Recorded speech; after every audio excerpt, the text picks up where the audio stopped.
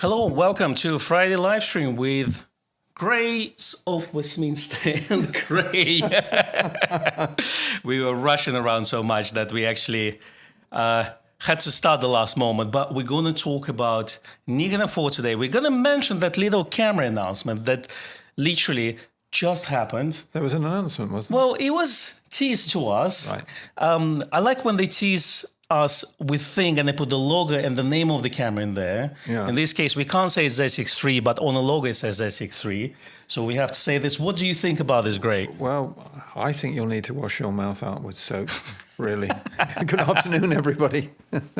We go through these the shenanigans from time to time, and I'm going to remain silent as the tomb, really, I think.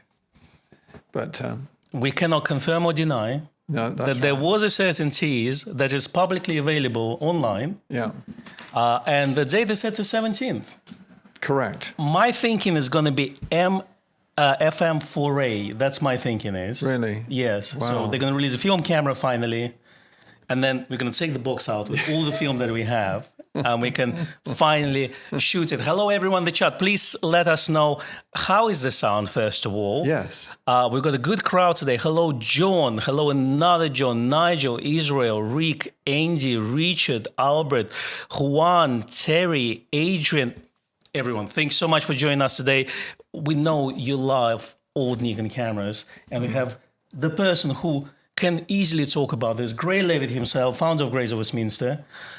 He's going to tell us about Nikon F4 today. Okay, well, thank you. Well, actually, we have one just here. This is the F4, and you may or may not know this, but it was available in sort of three versions, F4, F4S, and F4E. And the body stayed the same, but you would substitute the battery pack. So this one has got an MB20 on it. Mm-hmm. And if you wanted the larger grip, which had when you turned it on its side, you could have a shutter release button here in the normal and more comfortable area. Then you put on the MB21. And then there was one even larger, but it allowed you to take rechargeable, would have been Nikon batteries, wouldn't it, at the time? That's true. Yeah. That's true. So it was a big thing for Nikon, and extremely popular because it would take, also the autofocus AFD lenses, AI lenses, and even the pre-AI. So you had got a little switch just on the outside of the throat of the body. Mm-hmm. You could pop that little aperture indexing lever out of the way and use all your early lenses. So a great camera. Still very popular. Indeed. It's one of those cameras that kind of defines the year it was made. So it was released in 1988. So the 80 design is right there. So it's all kind of straight lines, a little bit boxy. Yeah. Red line, designed by Giorgetto Giugiaro. First camera, professional camera with a proper autofocus with the internal focusing built in. Obviously, we had Nikon F3 AF, which didn't rely on the same design what we use later on. And I think it's F301 was the first Nikon camera that had this. But as a professional camera, that would be the one. And the first. Camera? Was it F301 or F501? F501. Yeah, that's 501 correct. Was the AF version of the 301. Yeah. So it's got built-in autofocus motor inside. It's got first camera with 3D matrix metering as well. Yeah, that's right. Yeah. You mentioned that one of the grips had a shutter release button. Yeah. Would it be the first Nikon grip to actually have a shutter release button on the side? I think it probably was. Yeah. I think that's a good point. I think it probably was. Yeah. Well, that's very interesting. Yeah. Let's see. People say that we are buffering a little bit. We've sorted the buffering bug that happened last week. Someone was downloading a large file. I think June 2 came out on Blu-ray, so I think someone was just downloading that, who knows. But we told everyone not to do anything now. No. So hopefully we're not going to buffer. But if you have any questions on Nikon film cameras, especially Nikon F4, do let us know in the comments below with the QQQ at the front. I know that a lot of people are talking about Z6 Mark III. We have a great coverage for you next week. We'll join you at 1 o'clock together, I'm going to watch Nikon announcement. So and then we'll proceed from there, see what happens. But what day was that? That will be on Monday 17th. I think it's 1 p.m. UK time, if I'm not mistaken. So then definitely, if you're interested in the camera, I guess all the specifications and the release date and the prices will be out by then get in touch with Gray's Westminster. We will have a special in-store day on Tuesday the 18th. So basically the next day after the announcement, we will have Bruno Murari from Nikon with some latest Nikon goodies. So we can't say it's going to be Nikon Z6 III. All we can say is going to be the latest Nikon goodies. It's my last live stream after saying all this, because Nikon is going to just pull the plug on us. Yeah. But you're welcome to come into the store to see the later things. Hopefully the good things, and we'll have some other things like special discounts available in the store, things like this. So do get in touch. I will potentially try to film something on Tuesday. I don't know if we have time. Maybe I even will do a live stream on Tuesday. So stay tuned for this, but I won't be able to confirm it until actually Tuesday happens, because we need to see the logistics in terms of time. Because if we have too many people in the store who want to try the latest Nikon gear, so the latest Nikon gear, is that the legal way to say this? I think that's the politicians' way of answering, yes. Exactly. But stay tuned. Yeah, if you check our socials, maybe on Tuesday we'll announce a special, very short live stream where we may have or may not have a hands-on with the latest Nikon gear. Yeah. Was that good? Yeah. Fantastic. Yeah, that's a pass. All right, let's see the questions. Eric always comes up with the good questions. Thank you very much, Eric. So he says, I presume it is unlikely that we'll ever see a film back which would allow a fine gem of a camera like Nikon F4 reach a digital age. Do you think Nikon will ever release a digital back for Nikon film camera? I think it's highly unlikely. That's right. There are some devices that basically will convert your camera, even Nikon camera, to a digital camera. I forgot the name of that project, but there was a Kickstarter about 6 months ago. The problem is it comes as the digital back and it's got a sensor on it, but it's also come with a brick. It almost looks like a battery pack that comes with it. So you can technically do that, but they're quite bulky and big. So I would say it's not very practical, but I think the smaller the technology becomes, and they always kind of make their manufacturing process smaller and smaller. They are now in nanometers and things like this. So who knows, maybe 10, 20 years down the road, we will see something like this. That is going to be actual back and not the big battery pack at the bottom. Because they tend to remind me of those very early Makami Polaroid backs that they did for the F. That's right. I think Leica had a digital back for their R6. Oh, yeah, I think they do. Yeah. They do. They're quite rare. I think the reviews that came out back in the day, they weren't very positive, but they would say, well, you can do this, but if you want a digital camera, buy a digital camera. Yeah. But who knows? The rumor is that Pentax is going to announce a half-frame brand new film camera on the 18th. I've heard this. Well. So yes. Who knows? I'm hoping that it does well, because my hope is, well, if maybe Nikon will see the release and if it becomes successful, maybe they'll decide to surprise us. Yes. I don't know if they're that pioneering in a way. I think if they saw something that was super successful and it had very, very broad appeal, they might look into it. What camera, let's say, if Nikon has to release one film camera in the next 10 years, what camera would it be for you? Let's say, would you say it would be? Would you want to see, let's say, a Nikon F3 release, or let's say F4 release? No, I think if they were going to do a film camera, for me, it would have to be a manual focus camera and maybe a slightly more advanced FM3A, because I think that's one of the classics. Yeah. Yeah, I think if they would release FM4A or something like this, then yes, the one you've hinted at for next week. Yeah, exactly. So our basically deposit is in the bank, ready to go any minute now. I mean, I would take a rangefinder as well. You would? Yeah. Release S5. Okay. That's probably way too expensive. Yeah. more than like M6. Yeah.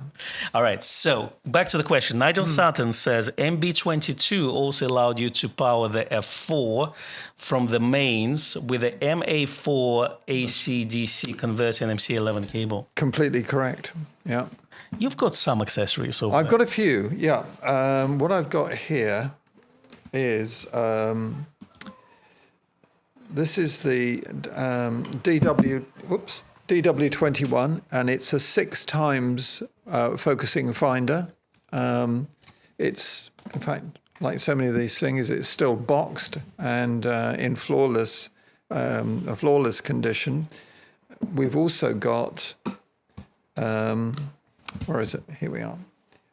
Their action finder.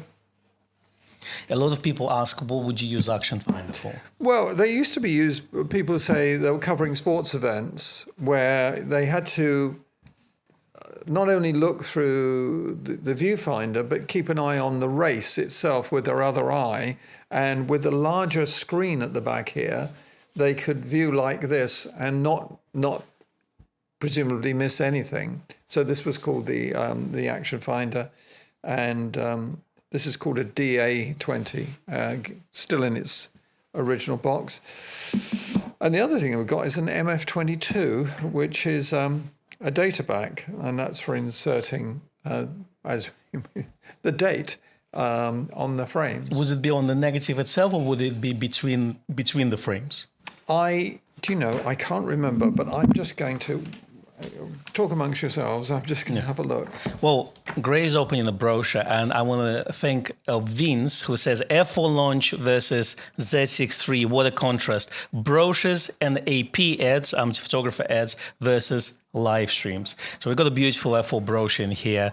I wish Nikon would continue to publish those again. I mean, they do publish they don't really publish their digital brochures available. Normally, if you go to Nikon Japan website, you can find those available. There's a beautiful brochure for the whole Z system and Z9. Sure. So what it says here is it will imprint, that's the MF22, it will imprint on the frame of your choice, so not between the frame of your choice, year, month, day, hour, minute, that's 24-hour clock, month, day, year, or day, month, year, or leave the film as it is with no imprint. So that's the that's the one. Was it used by professionals back in the day? Because I'm thinking point-and-shoot cameras with the data back, with the basic data imprint. Would it be something similar to point-and-shoot, or would? In a way, yeah. Did professional photographers use it? Let's say reporters, or? I never came across anyone that used it. I suppose they did. Mostly, I think it was more the sort of people involved in sort of more scientific work. Where they were maybe having the camera isolated and just have it on remote taking pictures. They would need to know when it was taken. They also made a 250 exposure back. That's right. With a 250 exposure memory back on there as well. And how many frames could you do at the time? 250. So 250, but how many frames per second?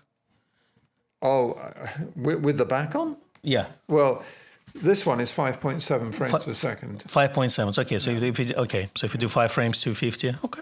Well, that's pretty good. David Moscora is asking about the finder if it's for any Nikon camera. No, David, this is particularly designed for F4, but there is an action finder for Nikon F5, which is a different model. Did they do action finder for F3 at the time? All the way back to the F. Remember we had this camera. Was it FA action finder for National Geographic? That's right, yes. It was based on an FM, but it had an action finder, and it was designed to go into an underwater housing. Wow. And it was not removable because it was not removable, and it's super, super rare. We've had one which went into a private collector. I just wanted to point out, on this head, this is the DP20, which is the standard finder. I don't know if it's possible to see here, but it's got 1, 2, 3, 4 little metal lines. Do you see those? Yes. And let's just point this. And there was when you removed it, Now, this is the very last version they did. This model is a 25 block serial number. And the early one, the reason why there was a number of changes to this head was on the first release, some people of questionable intelligence who had a speed light on the top pressed that button and knocked it, and it would then fall on the floor, and this would get cracked. So they built in these different locking mechanisms, so if it did come off, it would stop at the next one and then prevent you from having an accident. And in fact, by the time you got to the F5, to overcome it, they made the head out of titanium. Oh, I see. That was their reason why they did it that way. This was a very, very popular camera. We sold so many of them. Do you remember what was perception of professional photographers of the market when the proper professional focus camera came in?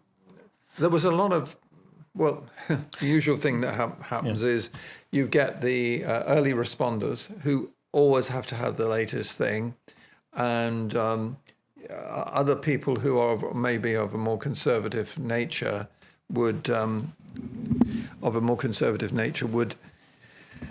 maybe wait to see if there was any issues with it. But we had a lot of orders when this came. So autofocus was the must-have feature, or became must-have feature at that point. It did eventually, yes, because I think people could see the logic in it, really, that anything that aided you, particularly if you were in a more competitive game, whether you were a paparazzi or shooting sports, the person who got the shot is the king. And if something enables you to focus faster and get that decisive moment, then what's the issue? You just want everything on your side because you're under a lot of pressure. Yeah. So again, professionals may use cameras in a different way where the speed is more important, let's say. Absolutely. That's true. Let's go through the comments. So Dave Walker has got the same brochure as you have. Right. So that's good. Andy Hater commented on MF24 back as early metadata, as they now have every digital file will have this information. But Rick says, I know I'm crazy, but I think I would pay up between $2,500 to $3,000 for a new Nikon film camera. So I think there's a market for that. Do you?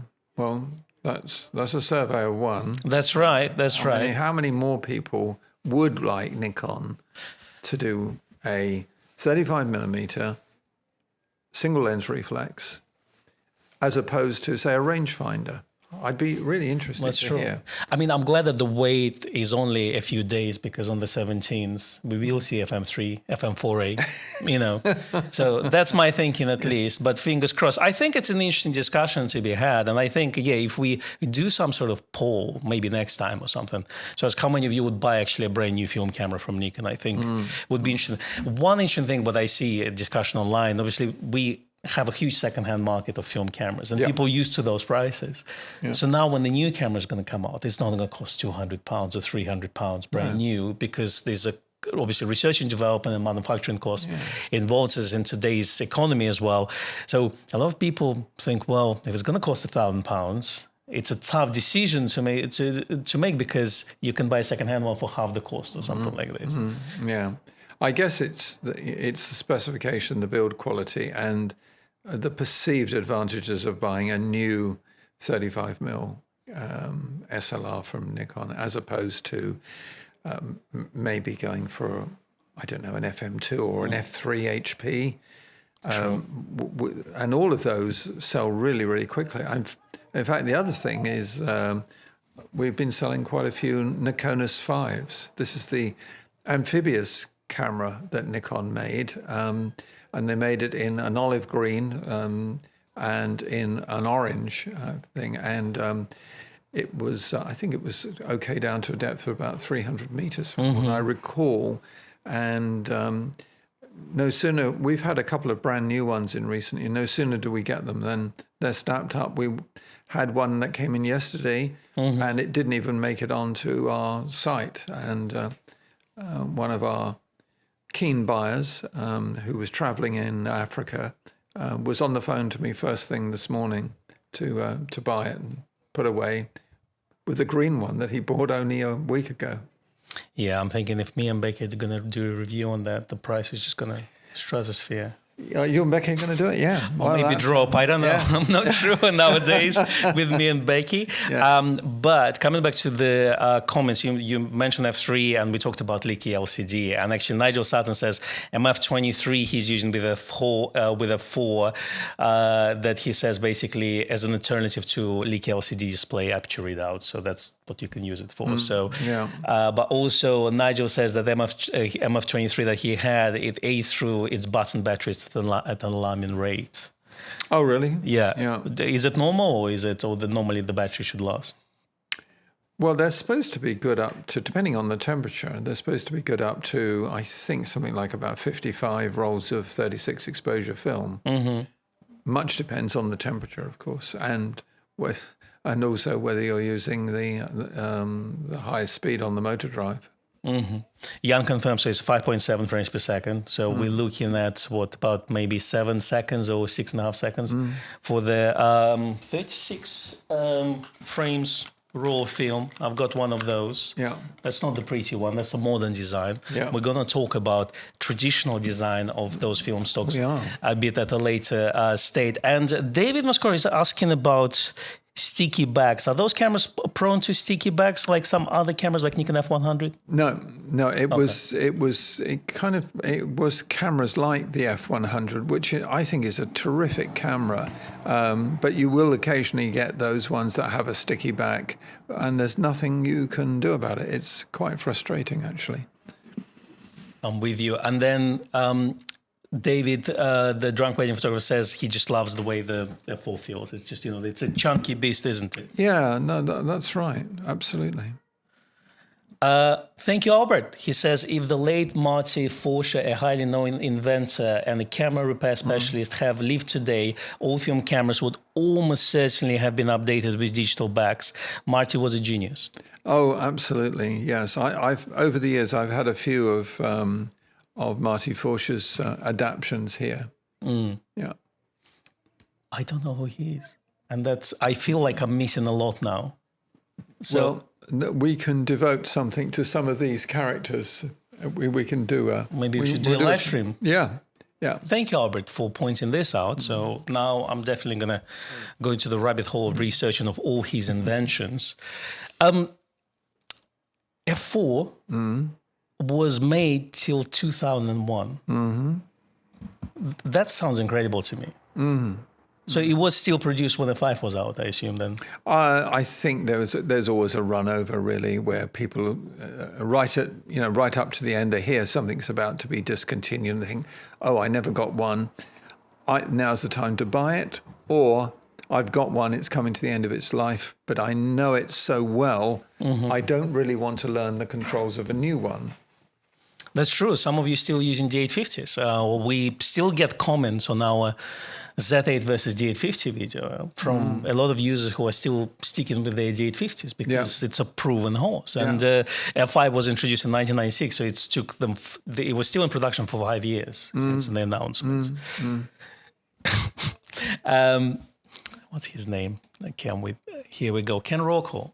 Ken Rockwell. Yes. He said that F5 is basically the same as F4, just a better build. Okay. Controversial? Yep. Well, he likes to poke the bear, doesn't he? And that's right. I liked the F5 very much. In fact, we had quite recently, was it the 50th anniversary version of the F5? That's right. Yeah. Yeah, the one with the grey finish. Had a grey finish. And instead of the conventional Nikon logo, what they did was they used the Nikon logo that they'd used on their rangefinder cameras. And on the back, they had the Nippon Kogaku triangular logo based on the fact that that was the name of the company that started back in 1917. Nippon obviously means Japan, and Kogaku is optical. So it was the Japan optical company, and Nippon Kogaku, NI for Nippon, KO for Kogaku, add an N, and you've got Nikon. Do you know how many they made? The limited edition ones. Was it a small quantities or? Do you know? I'll have to do a bit of research. Well, we're going to have a F5 live stream. I think we'll definitely get to that question. Okay, let's see if we have any questions. So David is asking, was there another F4 Olympic year camera? I didn't see one. No, Me neither. I didn't see one. Okay, well that's again one to look into. Reimer says he's still using the 800. Again, talking about the proven cameras. Yeah, I know quite a few people that still are very, very happy with their D800s. I completely understand that. Joe Vlogs is asking if we sell focusing screens for F4s. We do. I say that with a caveat of what you tend to do is you get a lot of screens. The most popular ones are obviously the standard ones that come in here. Mm-hmm. Sometimes we have a lot of these screens that are the G and H series, of which they did 4 of each, and they have a very specialized use. They're for use with certain lenses only, for certain specifications. And we always I don't know where they come from. I don't ever remember selling any of them brand new. But when I look downstairs, I think they mate overnight because we all seem to have more and more. But if we're buying up an old shop or an old warehouse of stuff, and if there's screens and they're still brand new, we grab them really, and because you can sort out the most popular screens, which are the plain microprism or the gridded one, which a lot of architects like to use. Mm-hmm.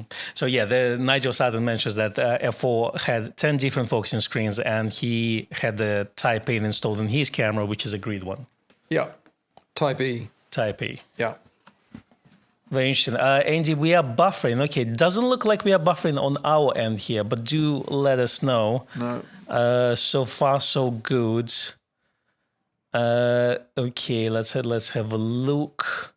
Yeah, some people say I'm too young to know who Marty is, but the books are available, so I will definitely, or Wikipedia. On Marty Forshay? Yeah. So I'll, but it's something I didn't know, and now straight after the live stream, I'm definitely going to dig in for that. So let's have a look.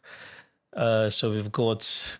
Eric says, my only gripe with the F4 was keeping the focusing screen dust free. It was almost impossible, so spots of dust were always present. I mean, it's a big viewfinder, isn't it? So I assume the mirror is quite big and focusing screen then. It is, but dust on focusing screens is the bête noire, like dust on a digital sensor. It's very frustrating. The worst is if they get somehow into the prism itself, which would happen on certain models that are not completely hermetically sealed. And I mean, it's not that they're noticeable when you've got your lens on, but I know at least one gentleman who says once he sees it, he can't unsee it. That's true. I'm just trying to find the serial numbers. David was asking, is there an indication on the serial numbers for the later Nikon F4? So, let's see. I think 2.5 was the final block. 2.5 was the final. I believe so, yeah. So if you're looking for one, then have a look. So as long as it starts at 2.5, you should be on one of the last batches. And the way to tell a very late one is if you take the head off and you can see those 4 pieces of chrome metal, that's a late one, because what you might have, which occasionally happens, is they might have an early one that was dropped or damaged, and Nikon replaced the top plate, and the top plates they would have a much later serial number. I'm with you. People say we're still buffering. I'm not sure. I have a warning here. It says YouTube is not receiving enough video to maintain smooth streaming. Everything seems to be okay on our end here. So hopefully it will just kind of smooth itself out, but we will find out. In the meantime, Michael Ledley says he loves his F4. He has F4S and F4E cameras. Both are brilliant. He also has F2AS and FM to end cameras. Great. You told me you have a good collection of old film. I do. Yeah. And a matter of fact, I found that collection. Oh, you did? And I have it right next to me. Okay. Bring that collection to the studio. Figure it out. Yeah. Me and Gray had a discussion about design of the packaging of old film stocks, really, compare to this, what we have nowadays. And that's really the most attractive color combination. That's true. That's true. I've got Ultramax in here as well, and that's yeah. That's more of a traditional. Remind me of buying a washing powder or something in a supermarket. But here we have a box of treasures. Yeah. While you're gonna do this, I'm just gonna quickly get another cable and we're just gonna connect the device just in case. So I'm just going to pull a couple of things out at random. I don't know if you can see this one. This is called Gratis Spool. And this particular one, I don't know if it has an expiry date on here, but it was quite a clever idea, really. The film was free, and you just had to get it processed by them. This is a 120 roll of film, and they would give you another roll of film, as long as you got it processed by Gratis Spool. And but it's almost a kind of an Art Deco design, isn't it? I think it's safe to say it's expired. I believe it has, yes.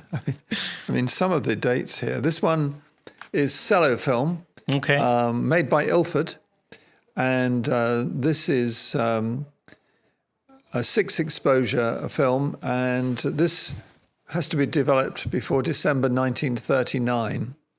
Okay, so 6 shots per roll. Yeah, we have an image of this. Let's see if we can pull it out on the screen. So some of the cello film advertising. Oh, yeah. So it was made at the Ilford factory. That's right. Yeah, if you go to the one in the bottom right-hand corner, with the soldier motif. The one with the soldier. Okay, let's just see if the image pops up. If it's working. Yeah. Let's have a look. Almost there. Have a slight delay. Eric is missing Fuji Velvet 50. Fuji Velvet 50 it's still in production. It's just in very, very small quantities, but you can still get the fresh stock. I think the recent stock I saw was expiring in June 2025. So there's a possibility of getting either 35 or 120 film. We don't get the image for some reason, which is quite annoying. Very annoying. Let's see if we can. It should be working. In the meantime, I think we have quite the earliest one that I've got here is Gava Color or Gava Chrome. This became Agfa Gava, and the expiry date here is January 1900. 1900. Yeah. So you assume it became Agfa, so it was made in Germany. Correct. Yeah. Okay. Yeah. Andy says, he used to use Agfa color film. The only Agfa is available now, I think, is in 100 and 400 speeds. Yeah. Yes. When I worked for Keith Johnson Photographic, they were a pro shop in London, just off Great Marlborough Street behind the London Palladium. And they were a very big pro dealer. When I started there, they were selling £1 million worth of film a year, which was in the 70s. When I left, they were up to 3 million. And then at one point, Agfa came along and said to Keith Johnson, do you want all of the film? So they got only available. So we had to set up a cubicle, and I ran a department, and all we did was sell Agfa film, color, black and white. We had all the papers. All the developing supermarkets used to have their own film. You could buy Sainsbury's and Tesco film. I saw recently Boots film as well. Yeah, Boots Films did it, yeah. That is an interesting one here. It sells Shell color film. Yeah. I guess it's made with a petrol. No doubt, yeah. I'm just trying to think of this one. Oh, this is quite a late one. This is 1989, and I don't even know how to pronounce it. It's 20 ISO. EFKE. Okay, FK. Sounds Swedish. It does. It's actually German. Okay. Oh yeah, you have another one here called R100. Yeah. That's an interesting format, 127. Yeah. How many formats do they have? It's quite a few, isn't it? You got 126, 127, 110, 120. 828. 828. APS. Yeah. Oh, there were. It was could be quite confusing because you almost had to stock everything that you thought people would want. 118. Mm-hmm. I don't know how popular were and how long they lasted. Those prints not coming up? Well, I'm looking at it now, and it's just literally now I have the box out. Oh. Which means we are delayed by at least 5 minutes. Right. At least that's what YouTube shows, which is interesting. But I think if people talk about supermarket film, then they can actually see us, but we see us delayed. So I'm not sure. Oh, I see. If the images work or not. But Yeah. we're going to find out. People mentioning a lot of supermarket film were made by 3M. So 3M used to manufacture. That's true, yeah. That's true. I know 3M as manufacturer of all the sticky things, so like sellotape and, all those things. But they used to manufacture film. That's incredible. Yeah. This is May 1940. This is a Kodak super sensitive panchromatic film. What size is it? 118. 118. So it looks like 6 exposures, 8 by 10.5 centimeters. So it is larger than standard medium format then. That's right. So what was the reason of having different formats? It's just basically every camera manufacturer would design cameras that would take their film? I presume so. Okay. Yeah. And then eventually just standardized at some point. Yeah, a bit like 35mm, really. When Nikon came out with their first rangefinder, it was 24 by 32. Mm-hmm. And that got stopped because they couldn't sell it in America because it would mess up the Kodak slide mounting machines. So they then went for 24 by 34. Oh, I see. Which was sort of halfway between Leica's 24 by 36, which became universal after that. That's right. Then Nikon had 24 by 34, yet it's... Then 24 by 34. And by the time that the S2 was released, they came to their senses and thought, the writings on the wall should be 24 by 36. Nigel says he still have a couple of rolls of Kodak 5071 slide duplicating film. They used to make a film for actually copying. That's incredible. A lot of people now buy respooled aerial film that would be used on the planes, Right. They would just shoot it black and white, Gotcha. What I can tell you is our slideshow works. We just see it in a 10-minute delay, but technically we can show some images. Good. So if this looks a bit too small, we can definitely show you some examples that you've collected. Yeah. I've got a collection of early film wallets. And these were, many of you, I no doubt will know this, you got your roll of film and you would take it in to the processing place or into your local chemist's or your camera shop, and the wallets would be returned to you with, the negatives on one side, the prints on the other. And I've got a collection of early wallets and early films as well. And these ones here, we've brought along today. Some of the images we've been cleaned up with one of the ladies that worked for us. Her name is Chenge, and she's been doing some work for me over the last month or so so I can show you brighter versions of these. Why don't we start off with my favourite's that one in the bottom left-hand corner of, this one here. This one? No, far left. Far left? This one. Okay, Yeah. Kodak lady, Yeah. Well, when that comes up, it's Kodak very cleverly decided that the market they should aim at is ladies. And the woman in it was always referred to as the girl in the striped dress, and they kept that motif going for many, many, many years. And this particular shot, which I don't know, you're seeing, it is out there that you're seeing, I think is a rather evocative and romantic image, really, and it's always rather appealed to me. And in fact, when Gillian Greenwood wrote the business biography of Grace of Westminster, The Legend, The Legacy, we got the rights to reprint it as a full page, and it got a lot of accolades as a result of that. The other one that I'd like to show you is the bottom right. This one? That one, yeah. Okay. That's the where they've used the sort of mock-up of a soldier made out of a roll of film. And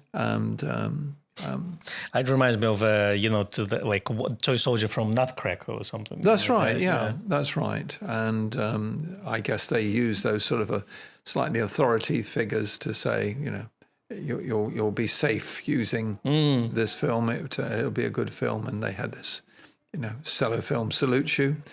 And in fact, for the issue coming up after the current issue of Nikon Owner magazine, I've done a series called A Salute from the Past, where quite a number of these images will be available. Mm-hmm. Yeah. There's a book, I think it's out of production anymore, but there was a book called A Girl with all the ads, wasn't it? Yeah, I think I've got a copy over there somewhere in my library. Yeah. And then it's interesting because, you have this image and then you have image with the same soldiers, but already with a Ilford film stock. Yeah. Well, cello was Ilford. Yeah. So they decided just to change the name. Is that what happened? I think they thought they'd promote the Ilford name because that was the name, because Kodak were promoting Kodak films. So it just dinged in Ilford, Ilford, Ilford. But they continued that theme of having the military figure there. That's interesting. And then you also have Ferragni film, which is Italian manufacturer. Yes. They are back in business. They are making film. They already have 3 different black and white film stocks out in 35 and 120 medium format. I didn't know that. Yeah, and they are working on a color film as well. Oh. So that's very interesting. But I really like this advertising. It's very classy. It is classy, isn't it? Yeah. In fact, I think I've got another one there, top right. Yeah. They did a whole series like this one. Again, it's got this. It's very of kind of its own style in a way. Absolutely. And just if you haven't seen that little collection of the box we have here, here's some of those film rolls in their collection. Mm-hmm. That's I think Daniel did photograph them yesterday. Daniel Cruz. Yes, we've got 2 Daniels working for us: Daniel Cruz and Daniel Nightingale. So we've got stereo Daniels. That's right. Let's have a look at the comments while people are looking at the images. Okay. Daywalk says he loves the old ads, and Rick is saying, can you imagine the stocking nightmare of all the film? I mean, at some point, how many different films were out? Kodak probably would have something like 15 or 20 different stocks. Oh, yeah. Absolutely. Yeah. Because you had, the different speeds of film, which was called ASA back then. And so you did have, you had quite a lot of those. And then you had different brands. You had Perutz. Mm-hmm. I don't have any Perutz film amongst this collection, really. I haven't successfully had anything yet. Have you got the Illingsworth thing there with the distinct infant on it? Sorry, which one is that? Illingsworth, second column down on the left. No, there, third one down. This one? Yeah. Here we go.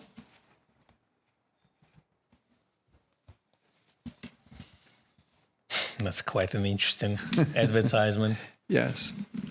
The fast film that catches the sunny smile. Yes.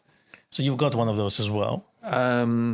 I've got an Illingsworth somewhere in there. The Chenge, who was working on it, said she thought the child looked demonic.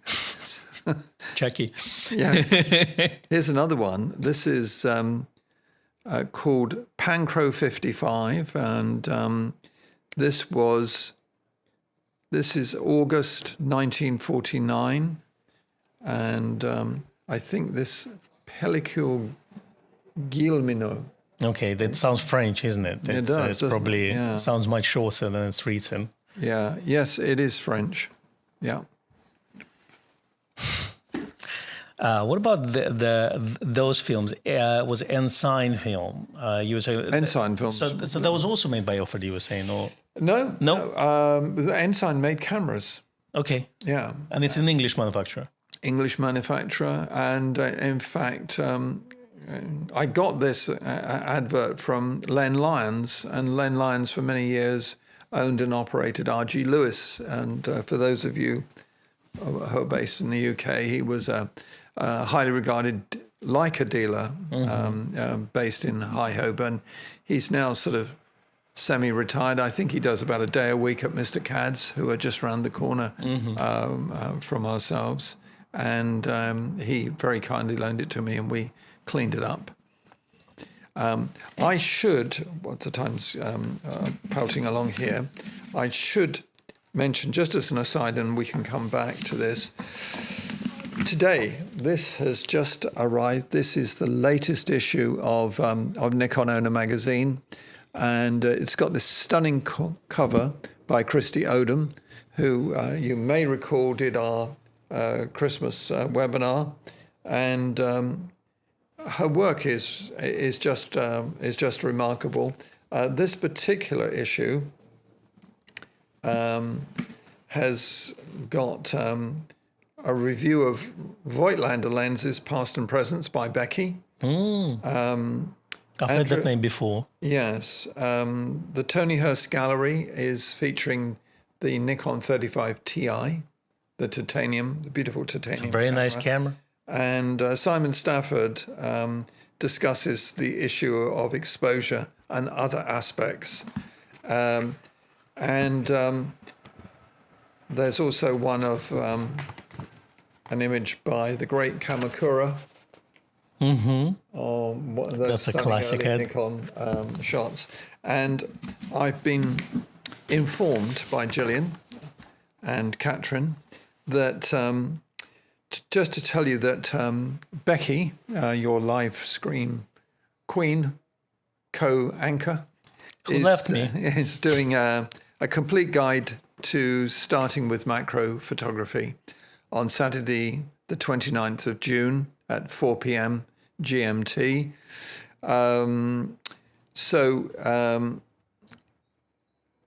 There are deals on subscriptions at the moment that you might find are helpful. There's electronic and gold, and you can choose one or the other. And you can make up to saving of up to £50 on a webinar or course if you're an electronic subscriber, and up to £100 on a course if you're a gold. The gold subscription is currently reduced from £79 to £69, and there are even greater savings on courses below. And what we're doing is a prize draw for subscribers, and we've got 3 prizes. We have got, let me just get them out, a 100th, you can't really see it because it's embossed, but it's a 100th anniversary leather Nikon strap, brand new. You can have one of those. We've got a Nikon laptop. It says, I am live. Case, yes, I am live. I am alive. Also this, which I'll take out. And this was made, it says Grays of Westminster celebrates 100th anniversary of Nikon with the Nikon logo. And you see it's pointed like a diamond, multifaceted. And one of those will be drawn out of for 3 lucky subscribers. So well worth doing. You get the magazine.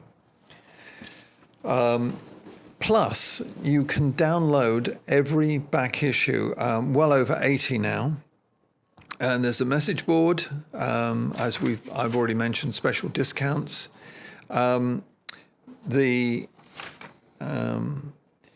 electronic subscription is normally £49. We're doing it £29 today. Connor's got a note on the page. It's called Kon Live. So Kon Live. Nikon K says, I am alive, you know, and this is Kon Live. So there's some considerable savings on that, and so over to you. Yeah, I mean, as Seth in the chat, hello Seth, says, are you excited for Monday?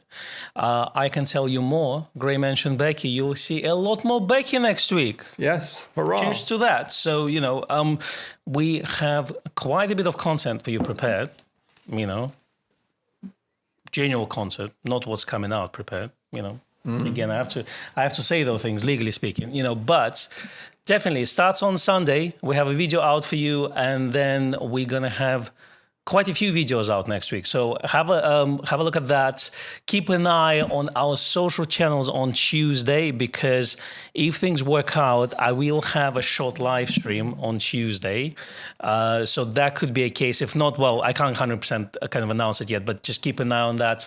And it may have some interesting things. So prepare your questions. That's all I'm saying. Then we're going to have another live stream. I think we're going to call it a new camera launch party on Friday, where we're also going to talk all things interesting. But I think it's a wrap for today, Gray. Yeah, I just wanted to add one other thing. We are buying at the moment, so if you have any Nikon or even non-Nikon that you'd like to sell or trade up or just move on, please contact the shop or telephone 0207 828 4925. We'd be happy to hear from you, and wishing you a really wonderful weekend. Thanks for coming in, and please give us a like. That would be extremely helpful. Yes, and if you're in town on Tuesday, pop into the store. Yep. Special deals, new latest Nikon gear, Nikon wrap, you know, clowns, balloons, you name it, you know. Really, clowns? We should put those things, you know, in the car dealership, the floaty things, you know, so we should put those out as well. Yeah, it won't frighten people off. That's right. So we're going to do it an American way. All right. On this note, we wish you a very happy weekend, and we will see you next week. Thank you, everyone. Thank you. Bye. Bye.